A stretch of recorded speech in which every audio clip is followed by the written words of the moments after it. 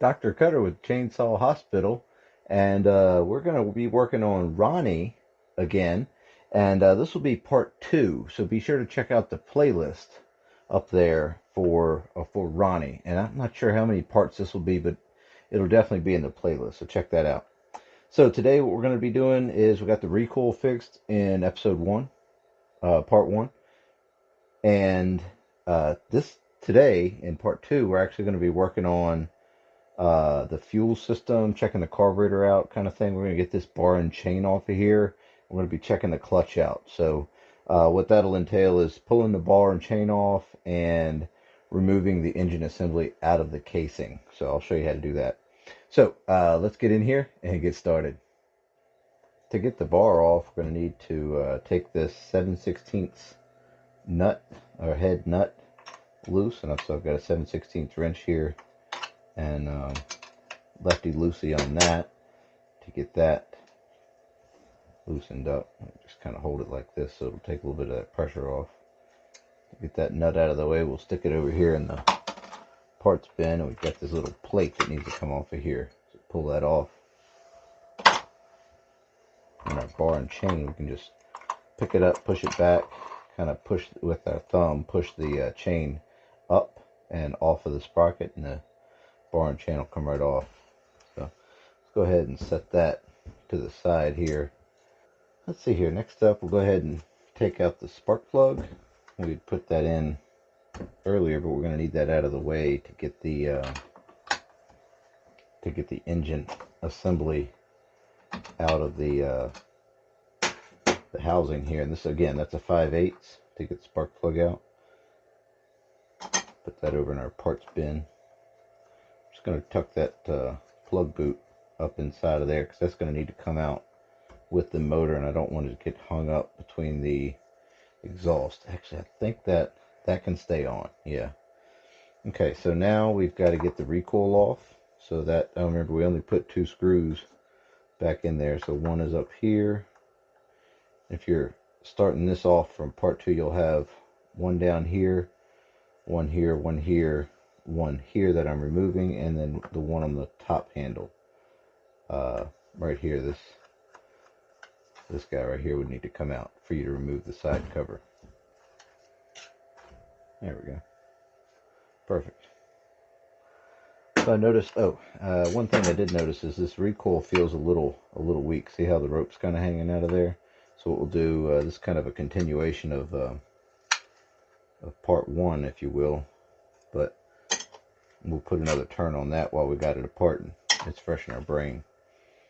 So what we'll do is we'll pull this out to where that little notch is lined up with where the string is. We'll take our hook, and what we'll do is we'll just hook the string, pull it out of there like that, and then just take one more turn and line it back up and then pull it out. There we go. Now that's nice and tight. So you want to check it, you want to pull it all the way out and make sure that spring doesn't bind up and it's mechanically just stopping against the knot. So that's perfect. That's just right. So here's the flywheel and ignition coil. So what we need to do is, before I forget, like I've done before, go ahead and unplug this spade terminal for the ground. These can stay hooked up. And you can see there's not much room back here. That's why I tucked that wire in. Oh, look at this. I just noticed that somebody has put a screw in place of where the tank vent should go, the duckbill valve. It's interesting. That should not be like that. But we'll fix it. So next up, we've got some flathead screws. These need to come out. These are what hold the engine into the housing. There's one on that side, and there's a 5/16 over here. I'm not sure what it should be, but that's what this one is. The other side was a flathead, so we'll put that in our parts bin over there. Alright, well that's what came out of there. Flip it over. We've got 2 more flatheads. Something else I wanted to look at was this clutch. Oh wow. Yeah, I think that clutch bearing is completely shot. Look how much how much wiggle is in that clutch bearing. I think that's what's, yeah, see, it's just turning the, yeah, there's something seriously wrong with that. Okay, so we'll check that out when we get it out. So again, a couple flathead screws here.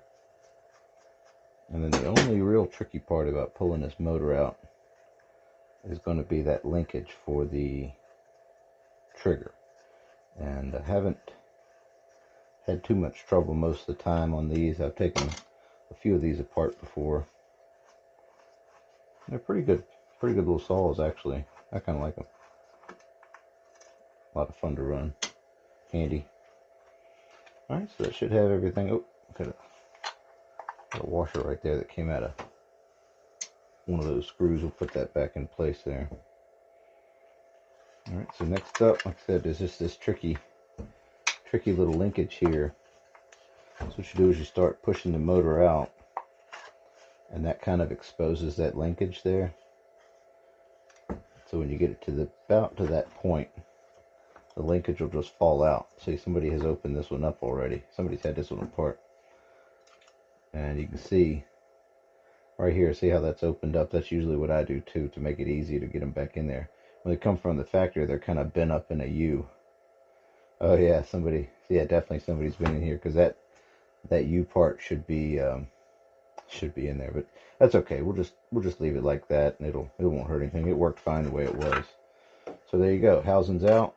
This thing is clean, really, for what it is. And there. We've got the engine here. Here's that clutch something is wrong with. Yeah, it should not move like that. So this actually has a threaded bolt holding that on there. I've seen some of them where it's just a shaft sticking out and like a clip, a hog green clip or something. It's not even a snap ring with the little holes in it. But this one looks like it might be a little bit easier to get apart. But yeah, that's why I tucked that spark plug boot in there. You can see how that made it easy sliding everything out, and then this muffler cleared, no problem at all. Yeah, this thing is clean. Somebody has been in here, because this doesn't even look like it's been ran, really. I've seen them just completely packed, all these fins and everything. But either way, so here's the fuel line. That doesn't look bad, actually. We'll check the fuel filter down inside of there. Fuel line feels fairly pliable. Fairly. Slightly. Fuel filter looks adequate. That might be okay. This vent here, though, we definitely need to address that. So that needs to be taken care of. There's the oil pump.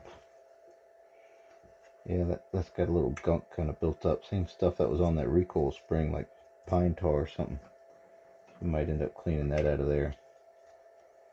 So I can show you what I'm talking about. There you go. Big old pile of that stuff.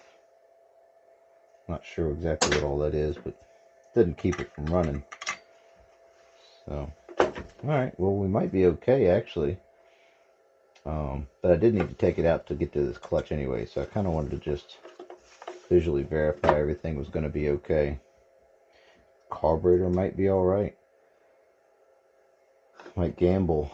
Well, if anything, maybe we'll pull this diaphragm off without pulling the whole, oh, that was kinked up. Look at that. See the fuel line right there? That's how it was up inside of there. Wow. That could not have been getting enough fuel right inside of there. We might reroute that a little bit different, maybe with a new fuel line or something. I don't know if you can see that. No. Anyways, that, like I said, maybe pop this tank,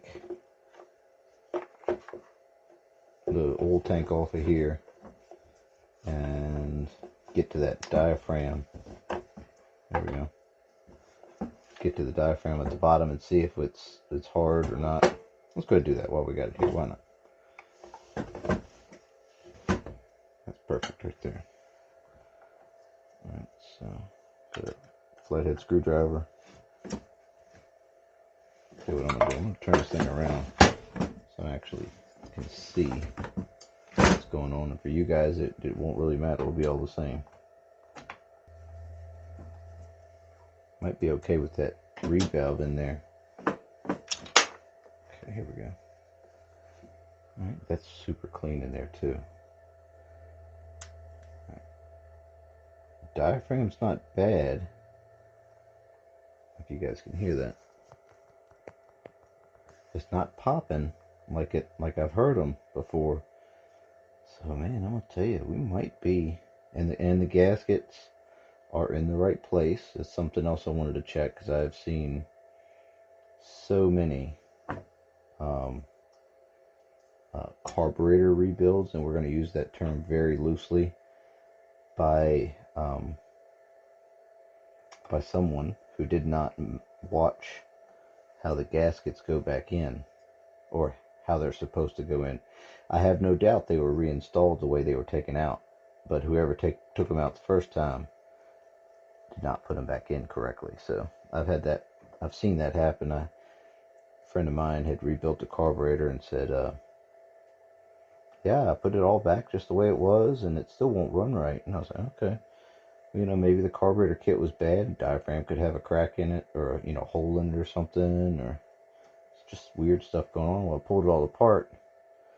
Gaskets were in the wrong place. Well, with the condition of the diaphragm, I'm not even going to pull apart the fuel pump side. I'm good with that. These hoses actually look in really good shape too. Super surprising. So what I'm going to do now is just check this oil. That's the return. There's the suction at the bottom there somewhere. Make sure that's okay. It's still in one piece. Very impressive. Make sure that little screen is still on there. Yep. Oh man, that is nasty. They were using motor oil, it looks like. That is not bar oil. Classic. Okay. Well, we can flush that stuff out of there. Watch all this gunk that gets picked up in this filter. Yep. See it? I backwashed it there. All that was inside. Put that back on there. So yeah, that should work okay. So that should have a duckbill valve on there. I'll check the IPL with this pump on with this this model to make sure all that's okay. Now this fuel line being completely kinked off, I do not like that at all. So we'll pull that old fuel line out of there and go ahead and go back with some fresh stuff. Probably some old, actually that looks like old Homelite with that silver stripe on it like that. But this is kind of hard. It's not very pliable. And like I said, I do not like that kink. So push the fuel line off instead of pulling it off.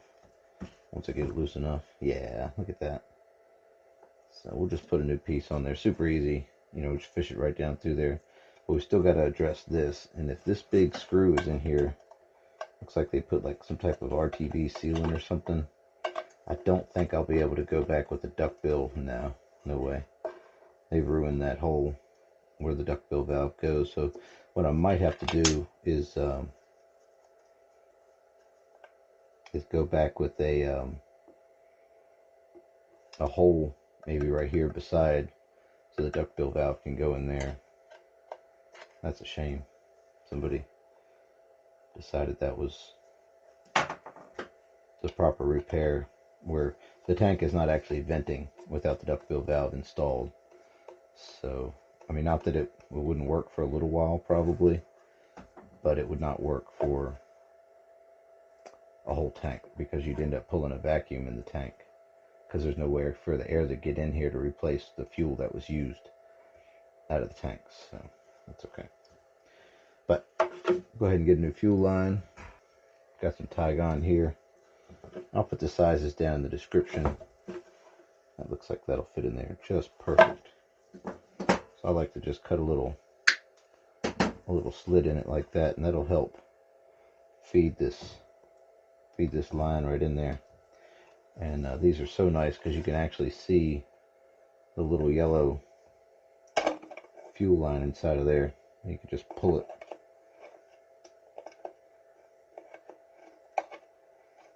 Get as much as you need.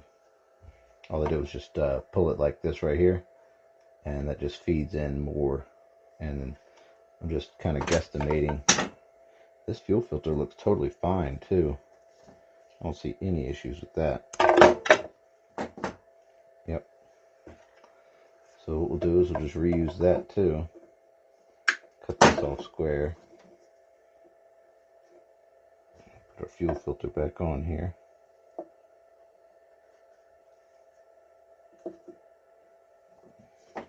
If they're being a little stubborn, you can put your needle nose in there and then spread them out just a little bit. Now, it's not much force. It looks like a lot, but it's really not. What that'll do is open it up enough for you to get that lip around.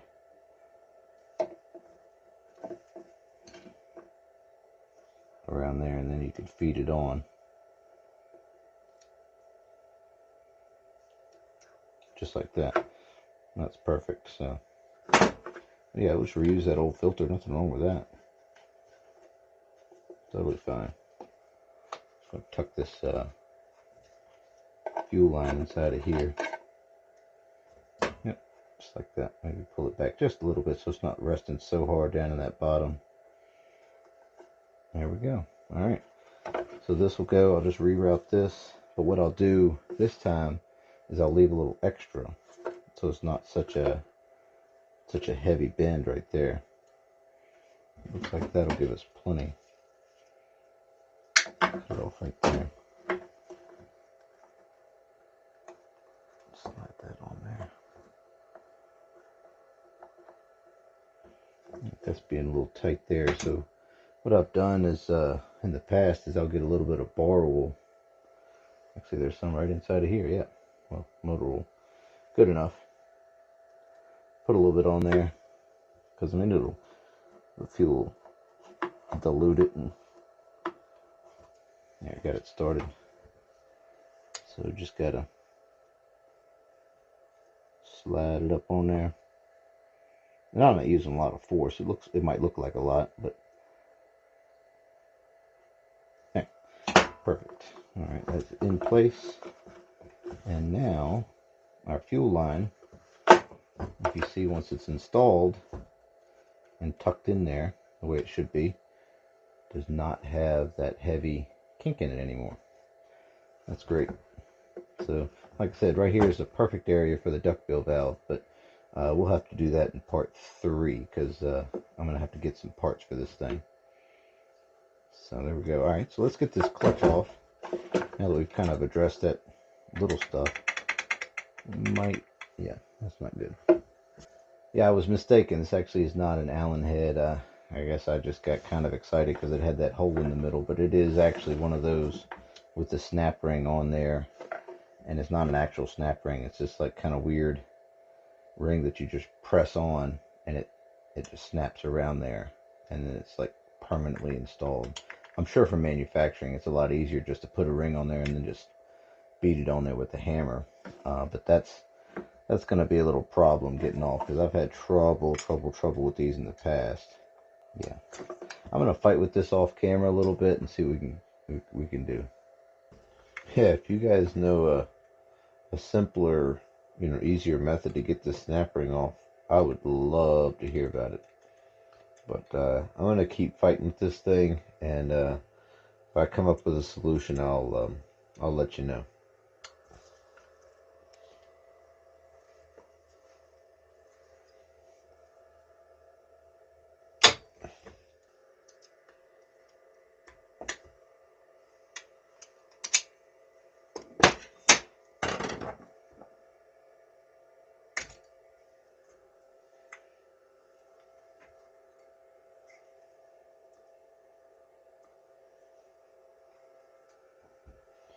Well, there you go. There's the little ring here. I ended up nicking the back of it with these. These are already pretty rough, in pretty rough shape. These end cutters right here. These were already chewed up pretty bad right here on this edge. So, if that's what it takes, that's what it takes. But what I did was I ended up notching it, and then was able to kind of fold it over and break it off. So I will have to get a new snap ring, which is no problem. And what I'll probably do is to put the kind on there that actually has the little tabs on it to remove with the snap ring tool. But either way, so we got that off. We'll put that in our parts because I'll probably have to measure this width to make sure I get the right size and the diameter. I can figure that out for sure. But let's see what's going on with this clutch bearing or shaft or whatever the problem is. It's just on there really loose. Oh yeah, I'd say the bearing is wore out. The pins are already falling out of it like crazy. Yeah, yeah. The bearing is shot. The clutch drum isn't in the best of shape either. You can see where the chain was riding on it pretty bad. So we'll probably just end up getting a whole new clutch drum and bearing assembly. But you can press these bearings out and put new ones in if you had to. But that's okay. We can just leave that over there for now. Oh, and here's another problem. Okay, the clutch is broken. It's been riding around in there for quite a while too. Wow. Yeah, looks like this is shot, so gonna need a new clutch too. And it looks like the part number is on there. Something like that, 69070. Not sure if that's the actual part number. Sounds about right. So I'll have to get a new clutch drum, clutch drum bearing, I think comes with it. Wow, it totally trashed those cases. Guys, this is uh, kind of important to see. When something's making a noise that it shouldn't be, or something is happening that it shouldn't be. Like I know in this case the chain was running while the engine was running at idle where it shouldn't be. It should actually be just, the clutch shouldn't expand out until the engine speeds up and then it grabs the inside edge of this clutch drum. And that's what makes the chain start spinning. Well, if the chain's running and you're at idle, then there's a problem. As soon as I pulled that thing over, I was like, oh, wow. So either way, stay on top of your stuff. This is excessive here. I've never seen that bad before. But all in all, it's in a good shape. The machine is in a good shape. Doesn't have much in play. The bearings feel pretty good, and it started right up, so I'm feeling pretty good. The crank bearings are okay. But yeah, definitely gonna need some parts for this. I'm gonna try to go ahead and get this clutch off of here, and I've got this clutch tool. It doesn't quite fit right, so the center hole, the shaft just isn't right. So since this is broken, I'm gonna go ahead and just try to drive this thing off by smacking it right here and trying to shock it loose. So you can see the old clutch shoe is on here, and it says off is righty loosey. So these are left-handed threads on this. Not all clutches have that, but that's what this one does. So let's see what we can do here. We're gonna try to smack it right there and just shock it loose. There we go. All right. So putting the new one on should not be too hard, but there you go. That's the clutch pulled off right there, and you can see the threads. So can't really help you if I don't have the right part number. I'll see if I can get the right part number actually, so we can get the right tool. I don't know if it goes up there. I'll have to look into that, and maybe it goes around there, as how to remove it there. But either way, maybe I'll modify this one by drilling it out or something like that, so it fits on there a little bit easier. Either way, we got the clutch off. That's the main thing, and we got all our pieces and parts over here. And we'll get some new parts coming, and we should have this thing up and running here soon. So, yeah. All right. Well, that wraps up part 2 for Ronnie, the Super 2 from Homelite. And yeah, you can see we gotta get some parts coming. So it might be a little bit before I find everything, kind of get it all together. But I do have a good parts list together, and that's something to keep in mind when you're when you're doing this kind of stuff is just keep a running tab of what you find, because you might forget something, try to get it back together, and then you won't have it. So we know, like I said, basic stuff, little things. These are what get you, the little things. The little snap ring for the uh, clutch drum to keep the retainer, the clutch drum snap ring.